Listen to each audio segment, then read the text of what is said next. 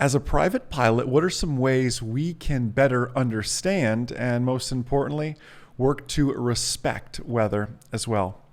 Hey everyone, Jason Shepard here, MzeroA.com, and you are listening to the Private Pilot Podcast, brought to you by our brand spanking new Private Pilot course that you can try for free. Head over to MzeroAtrial.com to take a 2-week free, no strings attached trial of that new private pilot course. See what all the hype is about with that new learning management system and how we infuse the science of learning in everything that we do. MzeroAtrial.com. Look forward to seeing you all in there as well on some webinars in the future and everything else. MzeroA Nation, it is a just blessed, amazing, outstanding day. I hope you can say the same. First off, we are back from Oshkosh.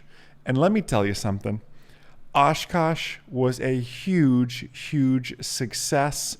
And I want to thank each and every one of you for making it that huge success. I was just doing, I do one-to-ones with each of our team members on various kind of timetables with that. Some I talk to every day, every week, some every month. And this was one of my once-a-month one-to-ones. And it was with a member of our graphics team who was able to attend, Lauren. Many of you met her. Lauren was able to attend Oshkosh. My first question I had for her was, well, have you recovered from Oshkosh? Because you realize we go from the full 7 days, right? The Monday to Sunday that Oshkosh runs, but we also get there 3 days before. We stay 3 days after for the set up, tear down. Don't forget, Matt and I flew 2-3 Mike Zulu up and flew 2-3 Mike Zulu back. So I was gone 14 days in total. So I was asking Lauren, have you fully recovered from Oshkosh? And she was there towards the end of the week she came in. And this is her first time at an air show. Way to do it big, right? We went to Oshkosh as our first air show. She's not a pilot, but an aspiring and studying student pilot right now. She's taking discovery flight and a few lessons with some of our team members here. And she was just saying how rewarding it was and is to see the impact that her work is doing. And that went for the entire MzeroA team. I mean, you all, when you came to the booth, you all played full out. I have never taken so many pictures of so many people, signed so many things. We had people come into our booth crying how MzeroA changed their life. Like it was an incredible experience. And it was great for some of our new team members to see that everything we do, from graphics to writing to production, marketing, everything that we do, customer support with our CFIs, has such a big impact. And it's because of you all. And I thank you for letting me share a little bit on that. Like I said, today is a great day. Only because I'm not allowing you to have a bad day today. Whether you're commuting to work or walking the dog or at the gym, whatever you're doing right now while you're listening to this, and some of you are listening to this on iTunes or through Apple or on Audible. It's available on Audible now as well. Some of you are watching this on Facebook or YouTube, and I'm waving at you right now. And it's just great to see you all, and thank you for taking time to find ways to better yourself as a pilot. There are so many things you could be doing right now, and instead you are here saying, you know what, I'm going to give this Jason guy 15 minutes and see if I can learn something. And I promise you, I hope to not disappoint. My goal with every podcast, every in-flight coffee, every ground school member webinar, whatever that is, every goal is to save one life. And thousands of people listen to this podcast, and that's fantastic.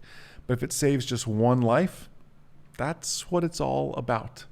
And that's what we're truly after with that. So let's dive into the topic here today at hand, which is understanding and respecting weather.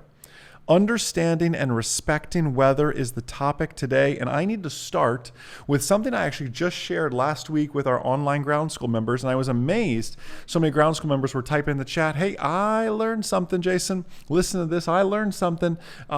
With what you taught. So I figured, I need to work this in the private podcast this month so everybody can learn from this. Let me ask you a question.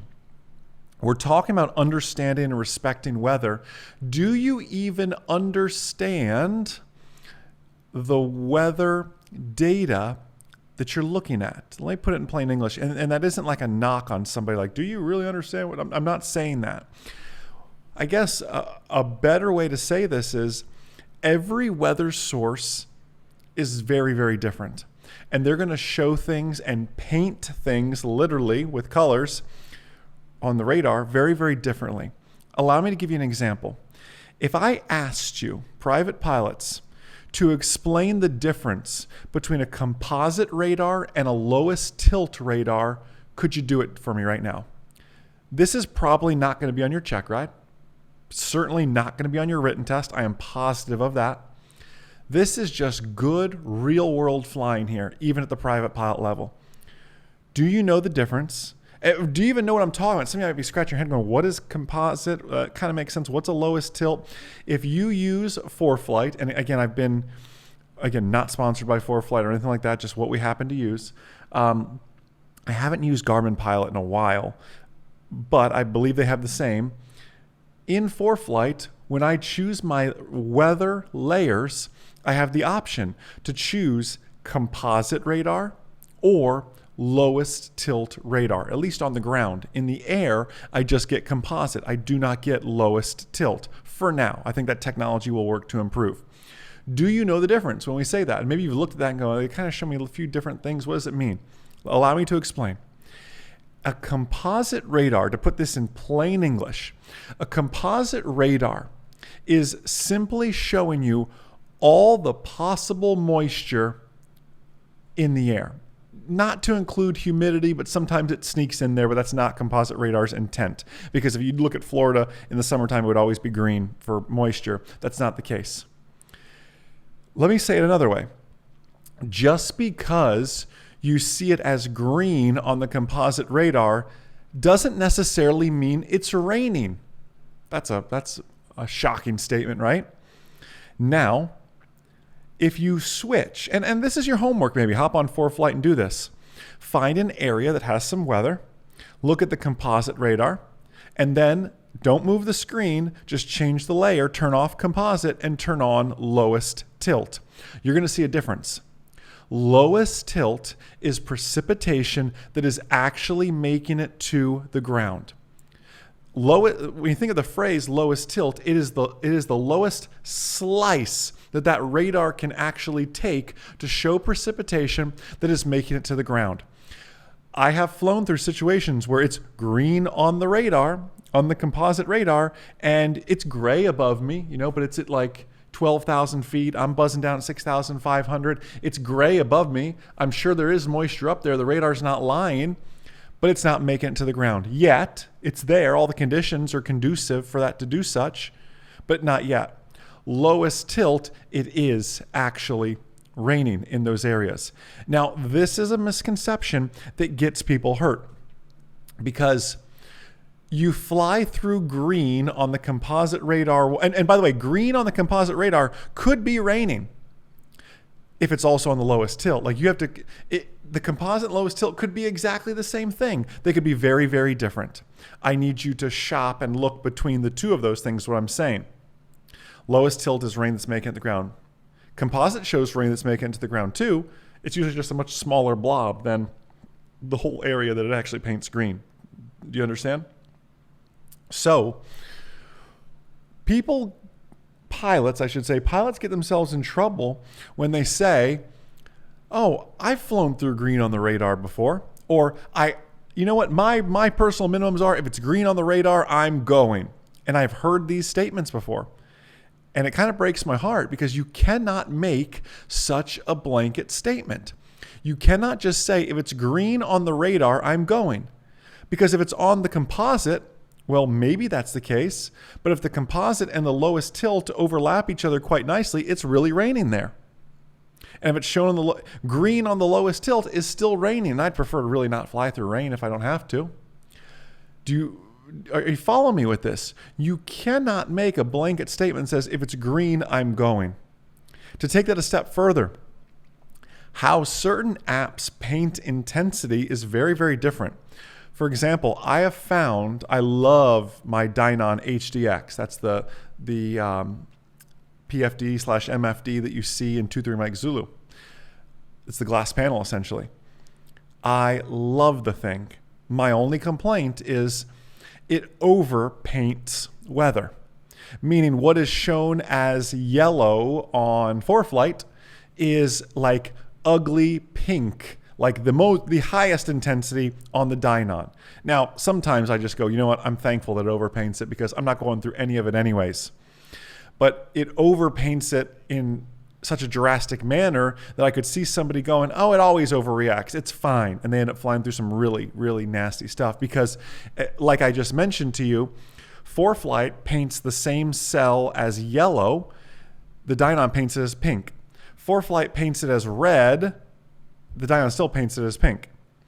ForeFlight paints it as pink. Well, the Dynon still paints as pink, right? It's like everything from moderate above is just cataclysmic on the Dynon, if that's even a word that I'm used appropriately.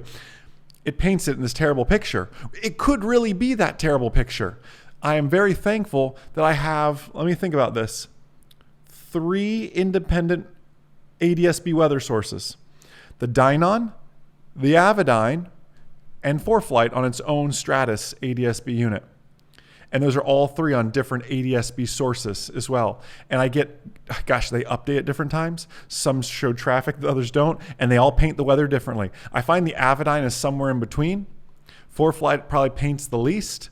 And the Dynon paints to the most extremes. Same weather I'm looking at, all painted very, very differently. If I ran off just the Dynon, you would think the world was coming to an end until you become softened by it. Until you become immune to it. You know, there's a saying, I've never studied it, but certainly read enough about the psychology of criminology. And it talks so often that, you know, when someone first comes into contact with crime, they abhor it. They just, oh my goodness, this is terrible. And they stick around it for a while, and then they begin to accept it. And then they stick around it enough, they become consumed and participate in it, right? It's these degrees of normalcy that change. Overpainting the weather can be the same thing. Oh my goodness, I'm diverting. Next time, oh, you know what? I snuck through that little green area. Next time, oh, you know, pink's not so bad on the Dynon, I learned. And then until it is, right? You have to be careful of that. So let me ask you this. Now that we know the difference between the composite and the lowest tilt, you need to start checking the difference between your weather sources, because I just share with you my ForeFlight, my Avidyne, and my Dynon all paint the weather differently. Well, so does your Sirius XM. So does your physical weather radar out in front of you that's only painting what's in front of you. So does each ADS-B source. I've never run a test on this. Maybe it's true, but I would argue perhaps the data you're getting from your Stratus is different than the data you're getting from your Sentry, which is different than the data you're getting from the Strat X, I think is how you would pronounce it, the kind of Raspberry Pi ones that people make.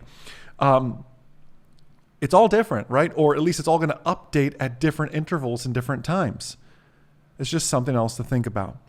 Now, the next question is, now that I've scared a few of you going, oh my goodness, I got so many things to learn and so many things to think about here. Let me help you with some of this. One thing I like to look at to help determine intensity is cloud heights.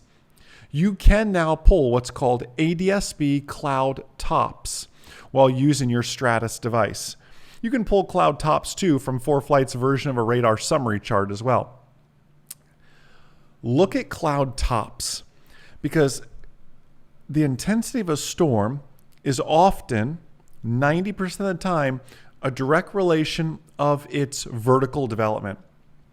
For example, if you're looking at a storm that's painting red across all your devices, let's say, something extreme, it's very hard to create a cell that's going to show as red and not have the tops pushing into at a minimum 30,000s, right? Flight level, into the 30,000s, into the flight levels. Certainly pushing 40, 50. I've seen as high as 60 before. And probably 70 if I think back to it. Some serious, serious storms. So oftentimes what I'll do is I'll look at the composite, I'll compare it to the lowest tilt, and then I'll look at the cloud tops. Matt and I did this on our flight home for Oshkosh.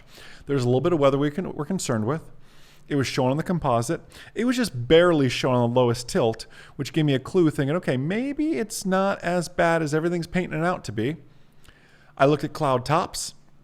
the tops of the clouds were only going up to 8,000 feet. I was thinking, man, worst case scenario, we can get above this stuff. And sure enough, we were able to. And it was no issue. Yes, it was moisture. Yes, it was drizzling, I would call it. But it wasn't that strong convective activity where when you get that convective activity, that's that towering cumulonimbus that just builds and builds. So don't discount and don't forget to look at things like cloud tops as well and see where they're topping out at. I would make a rule that if they're pushing into Class A airspace, they've got the energy to do some nasty stuff. That's not to say anything 18,000 feet and below doesn't have the energy to do nasty stuff. That's not a blanket statement. I'm just telling you, when you're thinking thunderstorms, I'm staying away from stuff that's pushing into the flight levels. Now, this brings me to my last point here is, at the end of the day, they're your personal minimums. What are your personal minimums? You know the AIM recommends to stay 20 nautical miles away from a thunderstorm? What if I have two cells, one to my left, one to my right, and I want to thread in between them? Well, you better have a 40-mile gap. There's no more of this trying to, there's a gap in the weather, there's all this, there's a hole in the weather. You'll hear them say, man, that gets you killed. You know your weather radar can be up to 8 minutes old. What if you're trying to find a gap in the weather?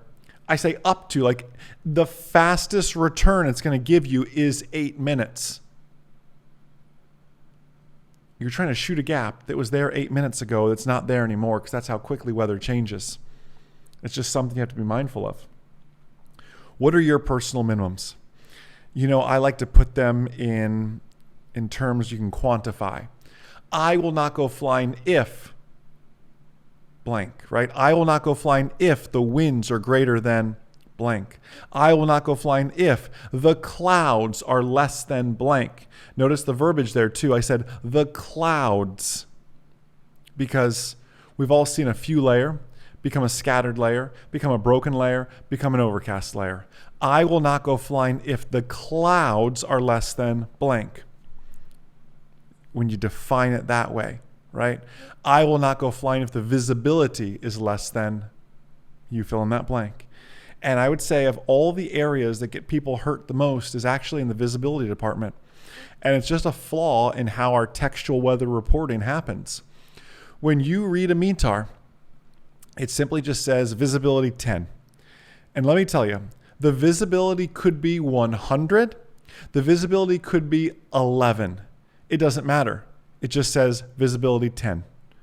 A TAF isn't really that different. It just says greater than 6 statute miles because the definition of an aerodrome is at 5 statute miles. So you can only forecast out to the 5.9 end of that. So visibility could be 7. Visibility could be 6. Could be 8, could be 9, could be 10, could be 100. It just says visibility greater than 6 on a TAF. Matt and I did a good chunk of our Oshkosh flight in visibility that we calculated in flight to be around 8 or 9. And some METARs showed that, some did not. We're dealing with a lot of, depending on when you're listening to this, we're in fire season, and there are a lot of fires in Canada and out west, and all that smoke was just blowing in our direction. So the visibility was 8 or 9 miles, and if you've ever flown in visibility of 8 or 9 miles, it is very, very poor, crummy visibility to operate in. I wouldn't recommend any private pilot being out there in that type of visibility. So something else to think about. I call them hard set personal minimums. I will not go flying if visibility is less than blank. I will not go flying if the clouds are less than blank. I will not go flying if the winds are greater than, you fill in that blank. And winds, you could even take further. Just winds in general, winds aloft, crosswind, you could take that any which direction you want. But MzeroA Nation, I need you to not only understand your weather, I need you to learn to respect the weather you're dealing with as well. I want to thank you all for taking time to listen to the Private Pilot Podcast. Thank you for all the 5-star reviews, the thumbs up, everything else, subscribes, everything else. It all works to keep sharing the great word of aviation. Thank you for making this. Wow, it is literally, I believe this is in the top, certainly top 5, I believe even top 3 all time of aviation podcasts. What an absolute blessing that is. And that's done through your listenership, viewership. We are just so thankful for all that you do for us. Have a blessed, amazing, outstanding rest of your day. And most importantly, remember that a good pilot is always learning. Have a great day, everybody. I'll see you.